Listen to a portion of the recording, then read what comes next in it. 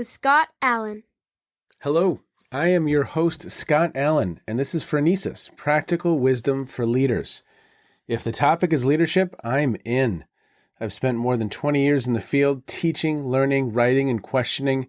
When I'm not working on Phronesis, I travel, delivering keynotes, working with individuals and teams, and helping people from organizations across industries become better leaders. Want to learn more? Visit me at scottjallen.net. Phronesis offers a smart, fast-paced discussion about all things leadership.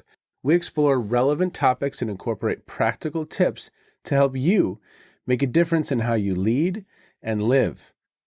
Listen Notes lists Phronesis in the top 3% of podcasts worldwide. Phronesis is the official podcast of the International Leadership Association. ILA brings together those who teach, study, and develop leadership, advancing leadership knowledge and practice for a better world. Learn more at ila-net.org. Finally, if you enjoy Phronesis, please subscribe to stay current on our weekly episodes.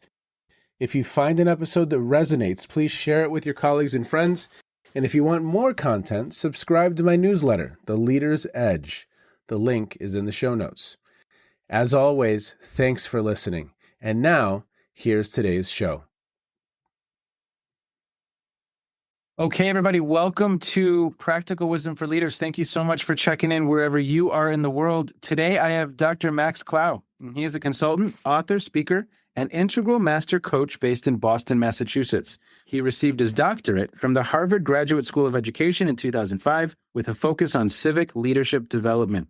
He served as the Chief Program Officer at the New Politics Leadership Academy from 2016 to 2024. NPLA is focused on bringing more servant leaders into politics, and Max designed leadership programs that have graduated more than 2,500 servant leaders to date.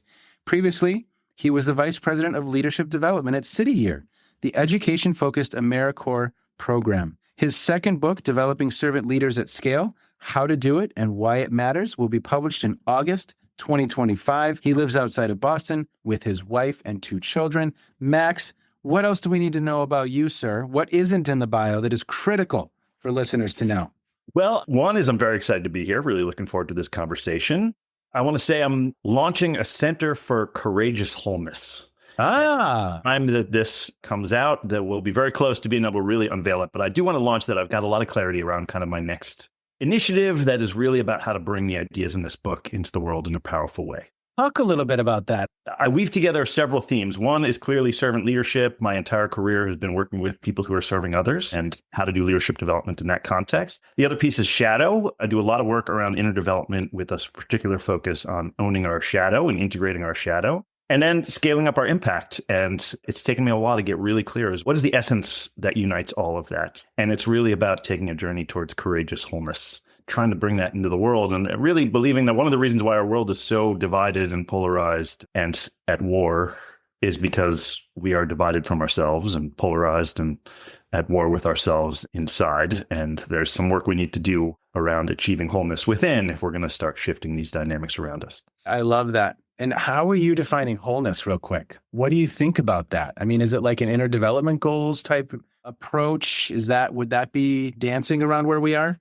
It's not even dancing, absolutely. And I hope we'll talk a little bit about the inner development goals, which have brought this whole focus on we need to complement our dedication to creating impact in the world around us with an equivalent focus on the inner work that we need to do as we try and do that. And a big part of it is wholeness, which is about really being able to be with our fullness as human beings, which of course includes the parts of ourselves that do not fit with our idealized vision of who we would like to be or who we want to be. We all have these parts that we're not particularly proud of and that we prefer not to really grapple with. And Carl Jung, who wrote a bunch about this, says if we haven't really done the work to look at this, then it ends up controlling us from beyond our awareness, and we end up projecting it out into the world and seeing all the parts that we hate about ourselves in some other. And that dynamic is truly an existential threat for the species right now, this projecting outside of ourselves all the stuff we don't like. And I just feel like we've hit the limits of how much change we can make without really getting serious about owning our shadow and doing the work to become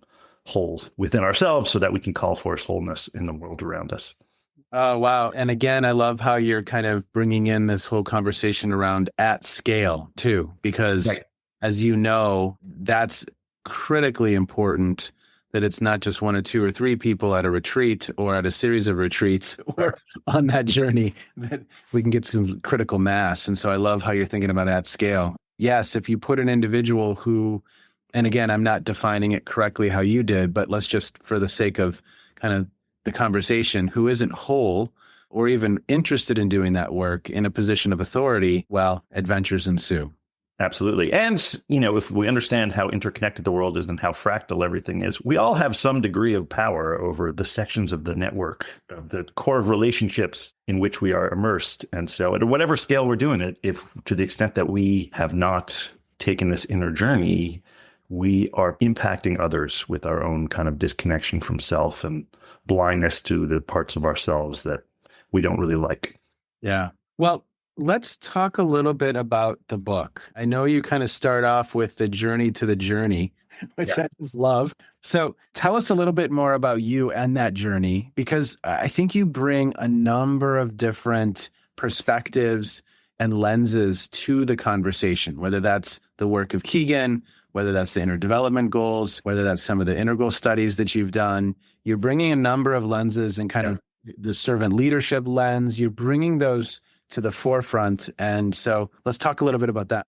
Yeah. So to share a little bit of my history, I always say I'm a service person. I'm an alum of 4 different long-term service experiences and led service trips to India and Honduras and Ghana and Ukraine. And service was really kind of home base for me, where I just, and the other part of my story I like to say is I was a lost idealist in my 20s, just had this burning desire to do good and didn't really know where to direct it. So I kept doing these service programs because I felt kind of at peace while doing that. And then I went to grad school and encountered the adaptive leadership of Ron Heifetz and really went deep in that. And then I built my career. So after I got my doctorate and had done all this work around adaptive leadership and testing all these ideas in the service programs, I landed a job at City Year, which is, for folks who don't know, it's an AmeriCorps program. So young adults who are 18 to 24 years old and doing a year of service in high need schools to keep students in school and on track to graduate. And it's based in Boston, but when I got there, I was 18 years old and was already in like 15 different cities. It's now in 29 cities and has something like 2,000, 2,500 core members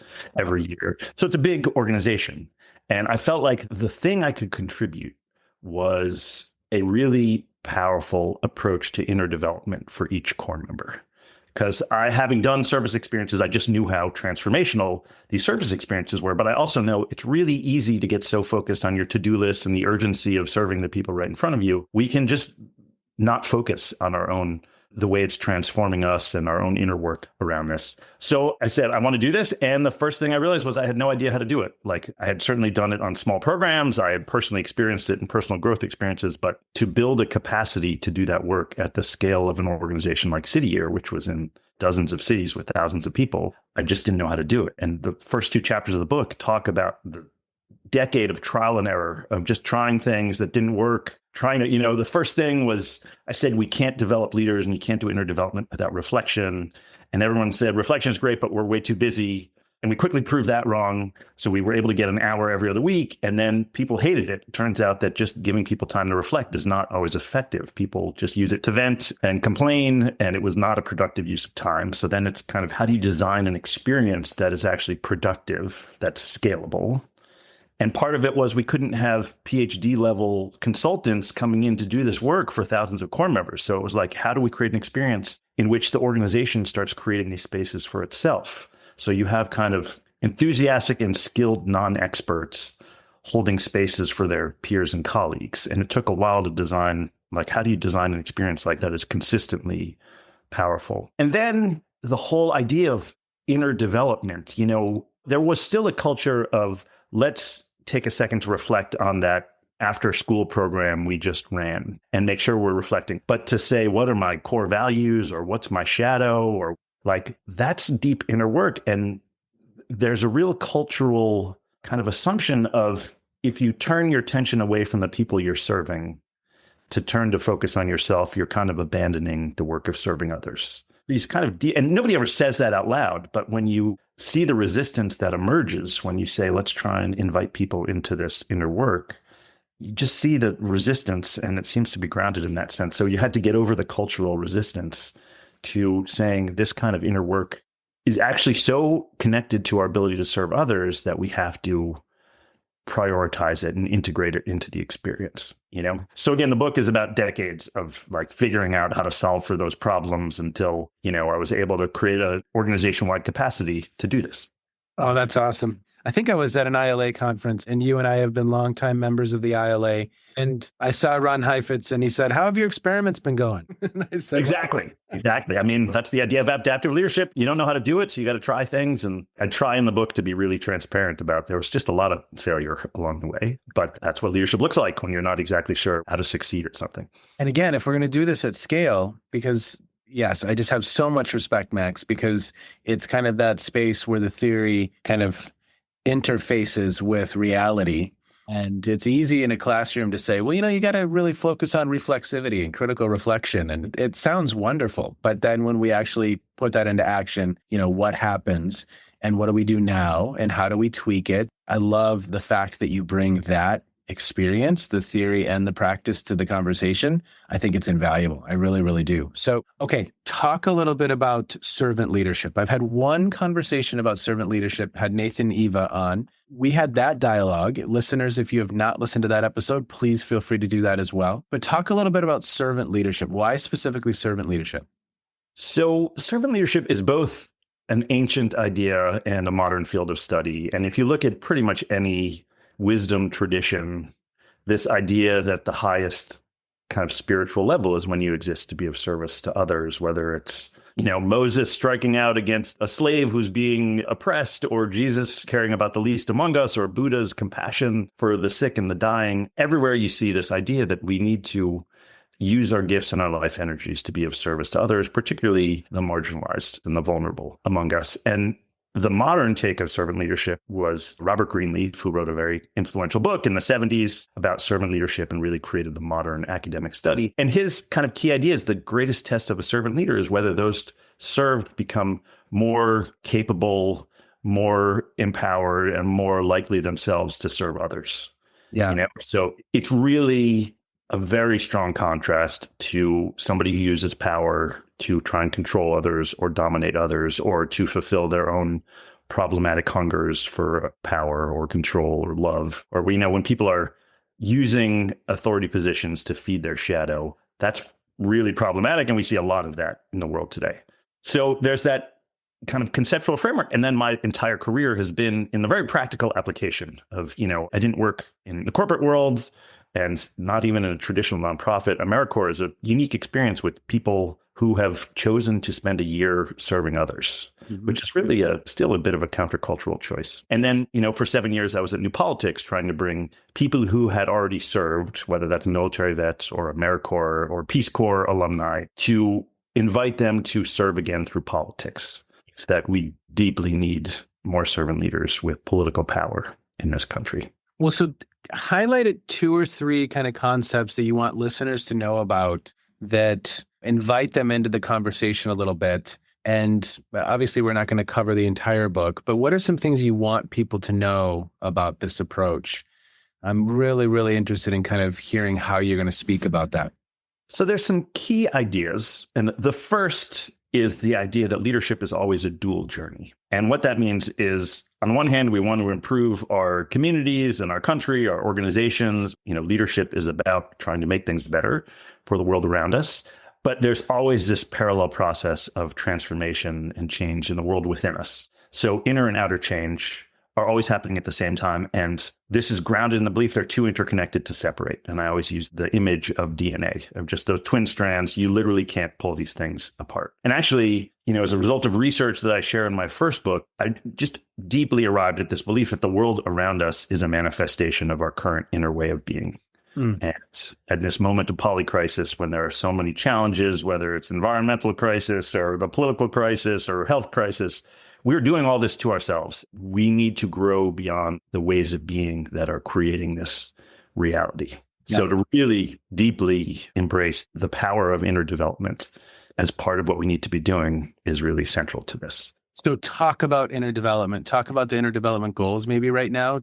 I love how you're phrasing that. Did you say dual process? Was that how you phrased Dual it? journey. I like to say a dual journey. Dual journey. I love that because I 100% agree with your assertion here that yes, we have the outward, but we also have the inward. And are we on both? Yeah. And, the further out into the world you go, the deeper into yourself you're pushed to dig. And so we just can't separate these things. And a little bit about the inner development goals. They're relatively new. They're connected to the UN Sustainable Development Goals, which were launched in 2015. And that's a set of 17 really kind of clear, powerful international development goals like good education for every kid and drinkable water and breathable air, government that works. This really inspiring, amazing set of goals that were designed to really bring clarity and focus to our international development work. And on the one hand, they're very effective at bringing a lot of focus and accountability.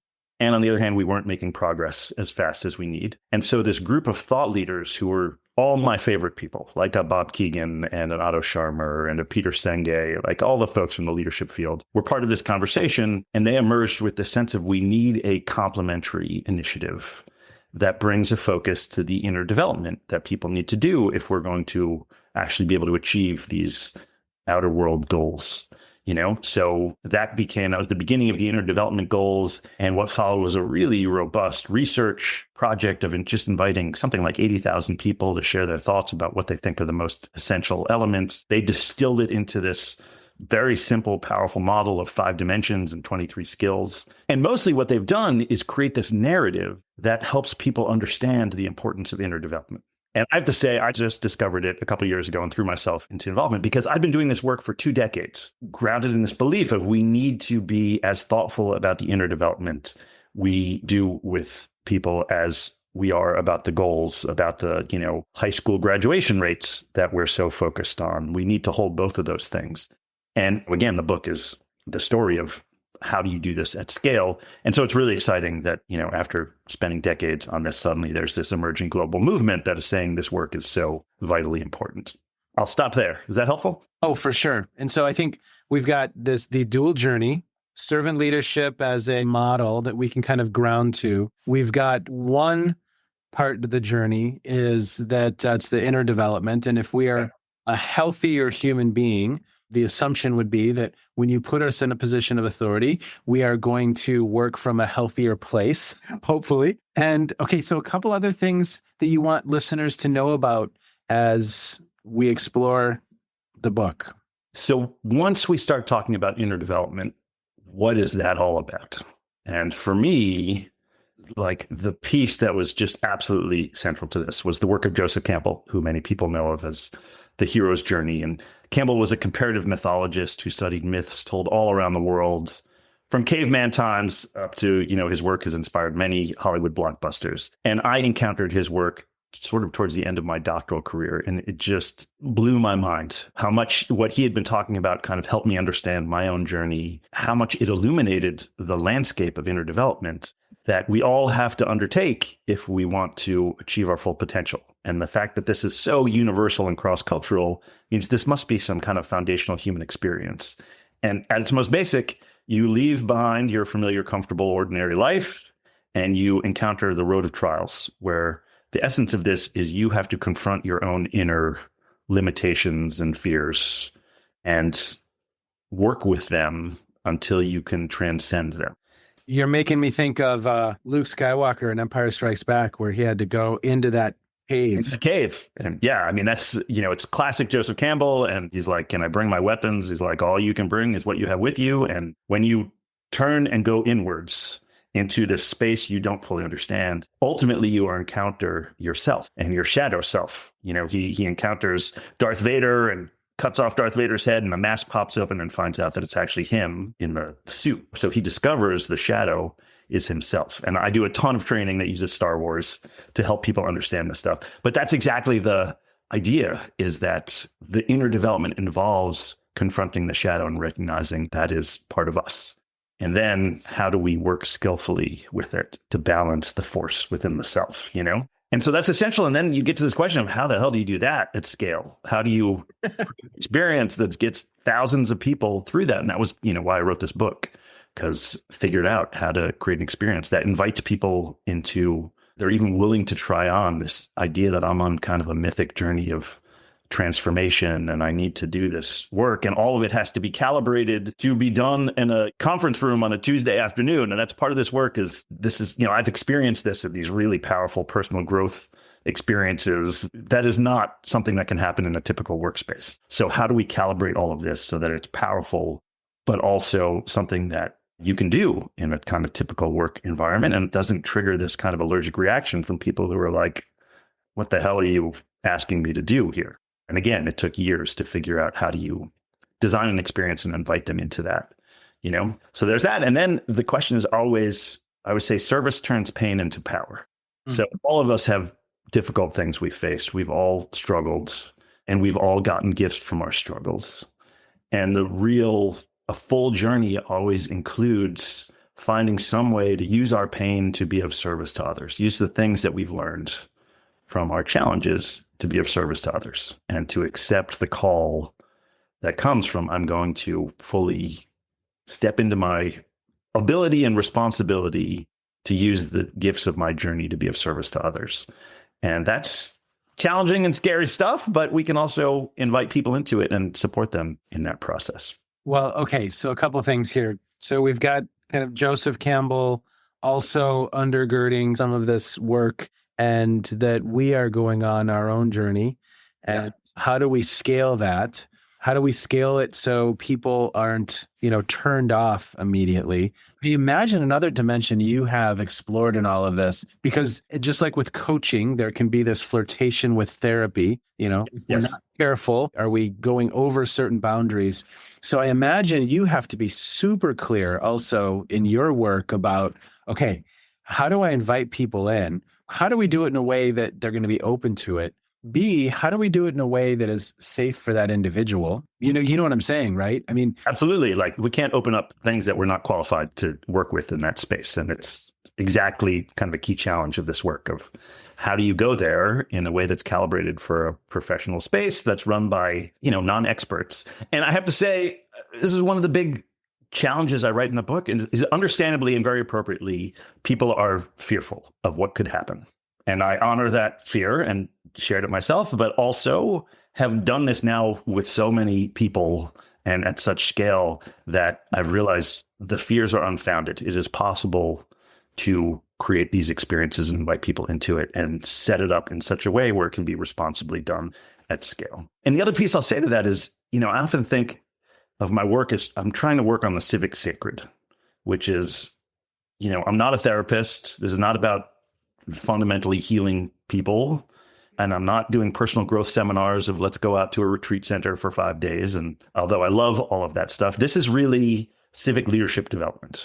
Yeah. And what does it mean to take this idea of inner work and integrating shadow as an essential piece of our civic life?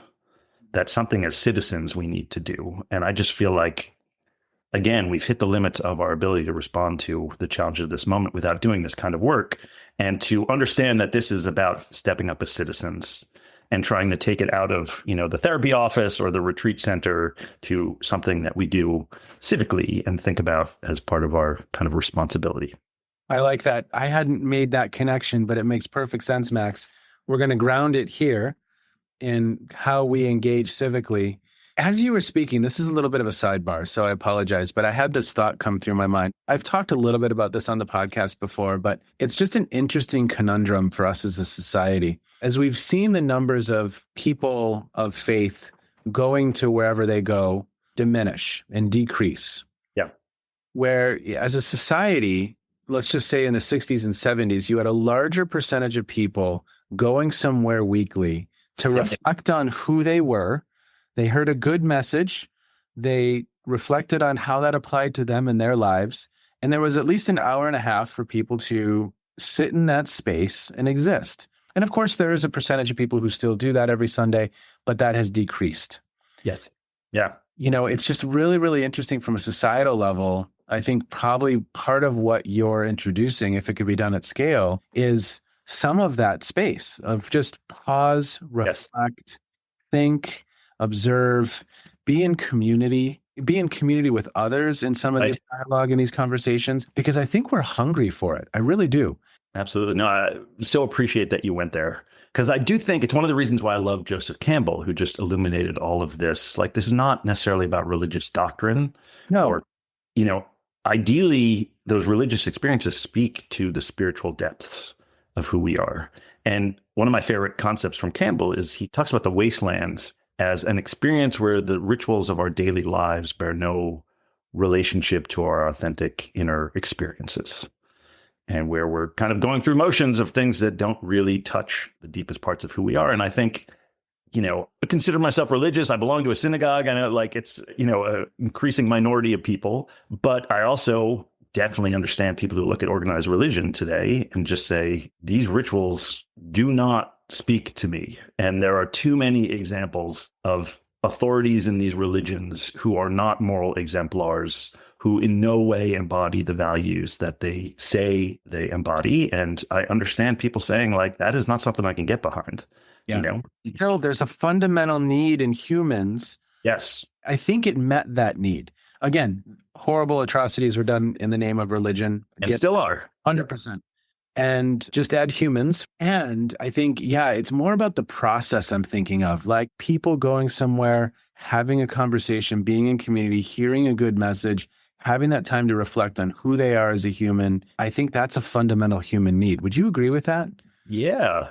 And also, part of the story was, I spent a lot of time struggling with what does it mean to be a kind of a moral person in the world. I studied moral development, was one of the things I studied, and just constantly, like, who are the good guys and who are the bad guys and what's the right policy and what's the wrong, and like this whole landscape of, is it either this or is it that, and just kind of arrived at everything is light and shadow within us. And the question is, have we awoken to confront the shadow within ourselves and begun to work skillfully with it? And with that framework, I'm like, there are people in every religious tradition who have done that and bring wholeness and compassion into the world. And there are people in every religious tradition who project all the darkest stuff into some other and are creating this just horrible, world on fire in which we live. And so what does it mean to invite more and more people into, let's do this work from a civic perspective? It can also happen in a lot of different perspectives, but this is part of what we need to do as citizens, is to get beyond this, I'm all good and they're all bad and I'm on the right team and they're the wrong team, to let's all walk this path together of awakening to shadow and trying to work with it skillfully and use it and be of service to others from that place of wholeness. Okay, as we begin to wind down our time, Max, anything else that you want to highlight? I mean, I think you've given listeners a lot of just really, really nice foundational things to kind of hang on to. Obviously, in the book, it goes much more in depth, but is there anything else you want to say about the work? Well, I think what's so exciting about the inner development goals is, again, after doing this for like 20 years of work, to suddenly realize how there's this emerging global consciousness around the need to bring this into our organizations and into our communities. And I still consider myself experimenting with all of this. And I just welcome connecting with anybody who is interested in how do we bring this out into the world and try and bring this kind of dual journey and a thoughtful approach to the inner work, along with a thoughtful approach to responding to the challenges around us. I just feel like it's what the world needs, and it's kind of an exciting moment of emergence, and want to be connected with folks who are interested in exploring that and experimenting that together. Love it. Well, sir, I always begin to wind down the conversation by, asking one question, which is, what have you been listening to, reading, streaming? What's caught your attention in recent times? It could have something to do with what we've discussed. It could have nothing to do with what we've just discussed. But what have you been consuming? What's caught your attention that may be of interest to listeners?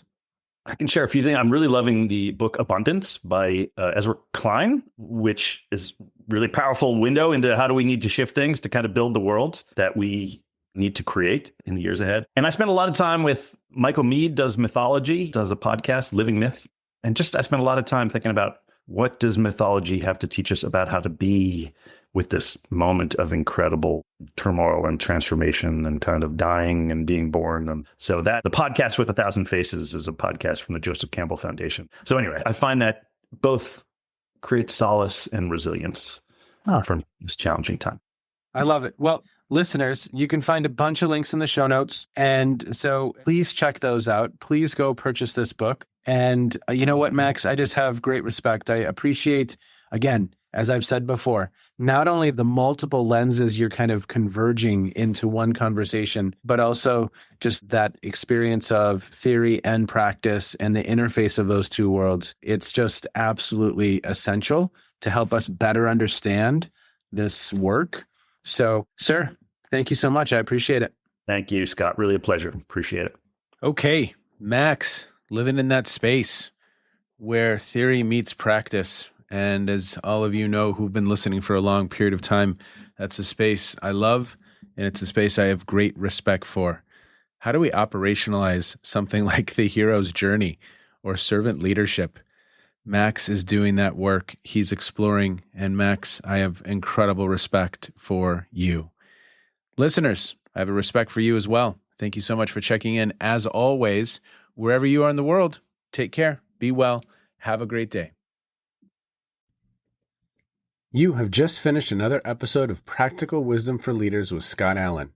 To contact me, visit scottjallen.net or send me a note at scott@scottjallen.net. I'm also on LinkedIn, so let's connect. If you have feedback, I'd love to hear it. And as always, thank you so much for listening. And now here's my daughter, Emily, with the outro.